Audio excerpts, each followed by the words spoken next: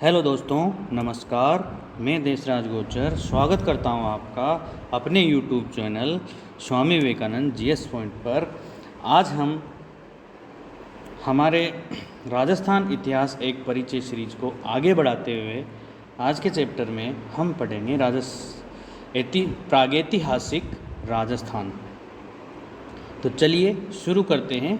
प्रागैतिहासिक राजस्थान। इतिहास का काल विभाजन।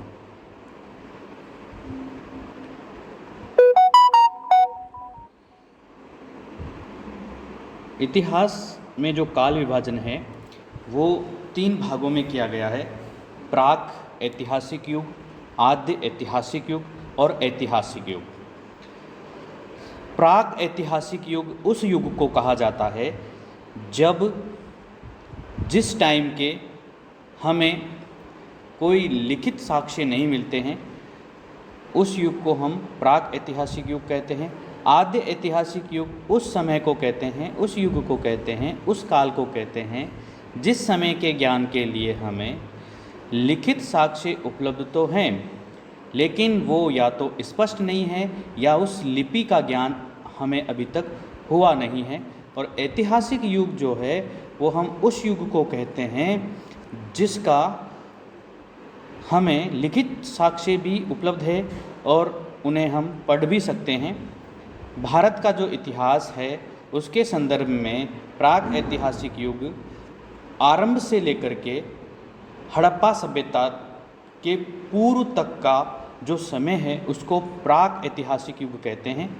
आद्य ऐतिहासिक युग कहते हैं हड़प्पा सभ्यता काल से लेकर के 600 ईस्वी पूर्व तक का जो काल है उसे हम भारत के संदर्भ में आद्य ऐतिहासिक युग कहते हैं। और ऐतिहासिक युग कहते हैं 600 ईस्वी पूर्व से लेकर के वर्तमान काल तक जारी है ये ऐतिहासिक युग।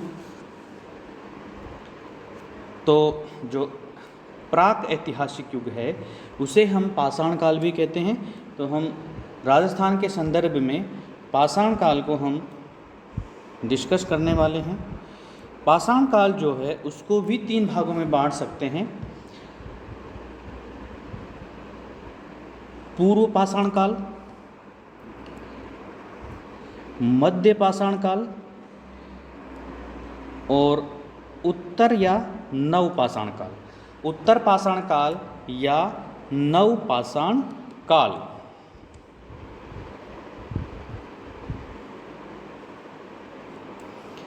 तो शुरुआत करते हैं हम पूर्व पाषाण काल से।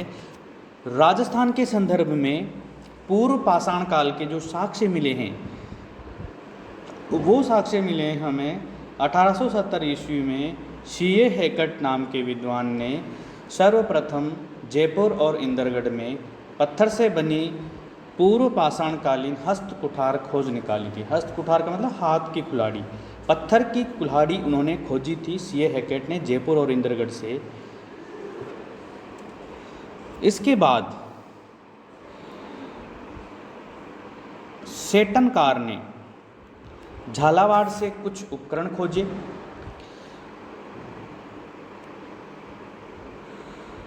पूर्व पाषाण कालीन संस्कृति का प्रसार क्षेत्र। राजस्थान में पूर्व पाषाण कालीन संस्कृति का जो प्रसार क्षेत्र है, कई सारे बाद में विद्वान हुए, उन्होंने खोज करके पुरा पाषाण काल के कई सारे उपकरण औजार वहाँ से प्राप्त किए। वो जगह है अजमेर, अलवर, चित्तौड़गढ़, भीलवाड़ा, जयपुर, झालावाड़, जालोर, जोधपुर, पाली, टोंक आदि कई जगह है जहाँ पर नदियों के किनारे से, विशेष रूप से चंबल और बनास नदी और इनकी सहायक नदियों के किनारे से पूर्व पाषाण काल के कई सारे उपकरण खोजे गए हैं। इनके आधार पर हम कह सकते हैं कि राजस्थान में पुरा पाषाण काल की संस्कृति भी जीवित रही थी। आगे हम बात करते हैं मध्य पाषाण काल की। मध्य पाषाण काल जो है उसके उपकरण हमें कहाँ से मिले हैं? उसके उपकरण हमें मिले हैं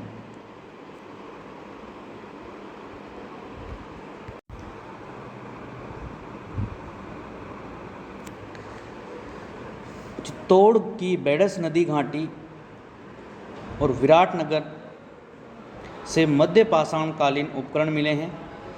राजस्थान की लूणी और उसकी सहायक नदियों के किनारे से मिले हैं, पश्चिमी राजस्थान की। जो मध्य पाषाणकालीन उपकरण मिले हैं उन्हें लघु पाषाण उपकरण भी कहा जाता है या इनको माइक्रोलिथ भी कहा जाता है। एग्जाम में क्वेश्चन पूछा जा सकता है कि राजस्थान में किन स्थलों से माइक्रोलिथ उपकरण मिले हैं या लघु पाषाण उपकरण मिले हैं या मध्य पाषाणकालीन उपकरण मिले हैं। तो ऑप्शन में आ सकता है कि बेडच नदी घाटी या विराटनगर या लूणी और उसकी सहायक नदियाँ। इस प्रकार से ऑप्शन में आंसर रहेगा।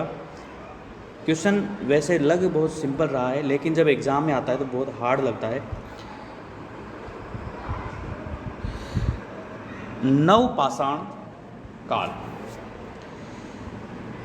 भीलवाड़ा के बागोर और मारवाड़ के तिलवाड़ा नामक स्थानों से प्राप्त उपकरण विशेष उल्लेखनीय हैं। नवपाषाण काल या उत्तर पाषाण काल से संबंधित जो उपकरण मिले हैं उनमें विशेष रूप से उल्लेखनीय हैं बागोर, भीलवाड़ा और मारवाड़ के तिलवाड़ा। ये तिलवाड़ा बाड़मेर में है, तो बाड़मेर के तिलवाड़ा जो जगह है वहाँ से विशेष उपकरण मिले हैं, वो उल्लेखनीय हैं। अन्य जगहों से भी उपकरण मिले हैं, जैसे अजमेर से, नागौर से, सीकर से, झुंझुनू से, जयपुर, उदयपुर, चित्तौड़, जोधपुर, यहाँ से भी उपकरण मिले हैं। लेकिन उत्तर पाषाण काल या नव पाषाण काल के जो उपकरण मिले हैं विशेष रूप से, वो कहाँ के हैं विशेष?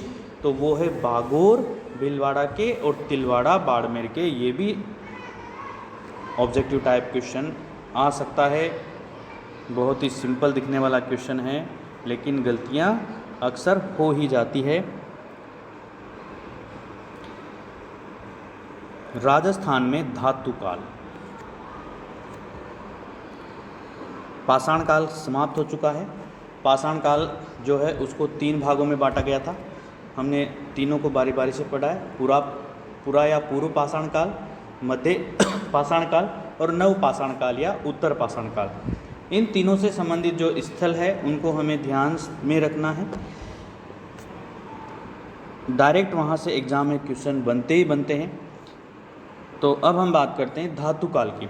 मानव इतिहास में सबसे पहले क्या था कि जो मनुष्य था उसने पत्थर के औजारों का उपयोग किया था, तो उस काल को पाषाण काल कहा गया।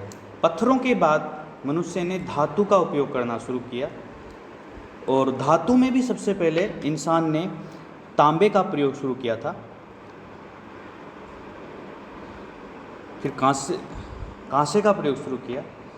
तो जो राजस्थान में ताम्रकालीन संस्कृति के जो जगह हैं जहाँ से अवशेष मिले हैं, ताम्र उपकरण मिले हैं, उन्हीं के आधार पर यह प्रमाणित होता है कि ताम्रकालीन संस्कृति राजस्थान में जीवित थी। तो ये स्थल हैं गणेश्वर, सीकर, कालीबंगा, हनुमानगढ़, यहाँ से भी तांबे की वस्तुएं मिली है। गिलुंड राजसमंद से तांबे की वस्तुएं मिली है। आहड़ व झाड़ोल उदयपुर में है, यहाँ से मिली है। गणेश्वर, सीकर, कालीबंगा, हनुमानगढ़, गिलुंड राजसमंद, आहड़ व झाड़ोल उदयपुर, ये जो स्थल है ये हमारे लिए जाने पहचाने से हैं। लेकिन अब जो स्थल आने वाले हैं वो नए हैं, और यहाँ से क्वेश्चन एग्ज़ाम में आने की संभावना बहुत ज़्यादा बढ़ जाती है। तो इनको ध्यान में रखना है। पिंड पाड़लिया चित्तौड़गढ़, ये भी ताम्रकालीन स्थल है, ताम्र संस्कृति कालीन स्थल है। कुराड़ा नागौर, साबणिया व पूगल बीकानेर, नंदलालपुरा किराड़ोत व चीथवाड़ी जयपुर, नंदलालपुरा किराड़ोत व चीथवाड़ी जयपुर। एलाना जालोर, एलाना ये भी नया है, एग्ज़ाम में आ गया तो लगेगा बहुत ही हार्ड क्वेश्चन है। बूढ़ा पुष्कर अजमेर, ये सुना सुना नाम है क्योंकि पुष्कर अजमेर में है और बूढ़ा पुष्कर भी अजमेर में है। कोल माहौली शोए माधोपुर, कोल माहौली एग्ज़ाम में आया हुआ भी है और दोबारा भी आ सकता है। मलाह भरतपुर, तो ये सभी जो स्थल है 12 स्थल, ये एग्ज़ाम के पॉइंट ऑफ व्यू से बहुत इंपॉर्टेंट है और यहाँ से डायरेक्ट सभी प्रकार के एग्ज़ाम में क्वेश्चन आते हैं। क्योंकि ये जो नोट्स मैंने तैयार किए हैं ये तैयार किए हैं राजस्थान अध्ययन की जो बुक्स है RBSC के द्वारा जो प्रिपेयर की हुई है क्लास 10th की ये बुक है, वहाँ से ये नोट्स मैंने तैयार किए हैं। संभावना है इनसे बाहर कुछ ना जाए। कहने का मतलब इस बुक से जो क्वेश्चन आएंगे वो इन नोट्स से बाहर नहीं जाएंगे। लोह काल, इसके बाद तांबे के बाद मनुष्य ने लोहे का प्रयोग शुरू किया था, और लोहे के प्रयोग से हमें पता है कि लोहे की बहुत बड़ी बड़ी मशीनें बनी, बहुत ही मजबूत औजार बने। तो लोहे के प्रयोग से मानव इतिहास में एक क्रांतिकारी परिवर्तन आए। तो लोह काल बहुत इम्पोर्टेंट है। नौह भरतपुर से लोहे के अवशेष प्राप्त हुए हैं, और यहाँ से जो लोहे के अवशेष प्राप्त हुए हैं उससे भारत में लोह युग के आरंभ की सीमा रेखा निर्धारित होती है। नौह भरतपुर से प्राप्त लोहे के अवशेष भारत में लोह युग के आरंभ की सीमा रेखा का निर्धारण करते हैं। तो नौह भरतपुर से लोह काल के अवशेष मिलते हैं। सोनारी, झुंझुनू तथा जोधपुरा जयपुर से भी लोह काल के अवशेष मिलते हैं। सोनारी, झुंझुनू और जोधपुरा जयपुर से लोहे को गलाने की भट्टियाँ, अस्त्र शस्त्र तथा अन्य उपकरण बनाने के कारखानों के अवशेष मिले हैं। एग्जाम में क्वेश्चन आ सकता है सीधे सीधे कि लोहे को गलाने की भट्टियाँ और अस्त्र शस्त्र तथा उपकरण बनाने के कारखाने कहाँ से मिले हैं? तो सोनारी, झुंझुनू और जोधपुरा जयपुर से मिले हैं। तीसरा जो स्थल है लौह उपकरणों से संबंधित, लौह संस्कृति से संबंधित रेड टोंक। यहाँ पर लौह सामग्री बड़ी प्रचुर मात्रा में मिली है, और इसके कारण रेड टोंक को प्राचीन राजस्थान के टाटा नगर की संज्ञा दी गई है। ये क्वेश्चन अनेकों बार एग्जाम में आया है और आता रहता है और आता रहेगा। इसके पश्चात लौह संस्कृति के पश्चात एक और संस्कृति आती है जो है चित्रित मृदभांड संस्कृति। कहने का मतलब यह है कि मृदभांड मतलब मिट्टी के बर्तन, और चित्रित मतलब उनमें चित्र बने हुए थे। ऐसे मिट्टी के बर्तन प्रचुर मात्रा में मिले हैं जिन पर कई सारे चित्र बने हुए थे, और इसी को चित्रित मृदभांड संस्कृति का नाम दिया गया है। पेंटेड ग्रे वेयर PGW जो संस्कृति है वो उसके अवशेष जो है राजस्थान के विराटनगर व जोधपुरा जयपुर से मिले हैं। सोनारी, नौह आदि जगहों से मिले हैं। सोनारी झुंझुनू में है, नौह भरतपुर में है। और इसके पश्चात भारतीय इतिहास के साथ साथ राजस्थान के इतिहास का भी ऐतिहासिक युग प्रारंभ हो जाता है। और इसी के साथ थोड़ा वीडियो आज लंबा बन गया, लेकिन नोट्स थोड़े ज़्यादा बन गए थे, इम्पोर्टेंट भी थे। तो सोचा कि जो पाषाण काल है और जो धातु काल है उनसे संबंधित जो क्वेश्चन है, उनको जो फैक्ट है उनको एक ही वीडियो में डाल दिया जाए, इसलिए थोड़ा वीडियो ज़्यादा लंबा बन गया। वीडियो देखने के लिए थैंक यू।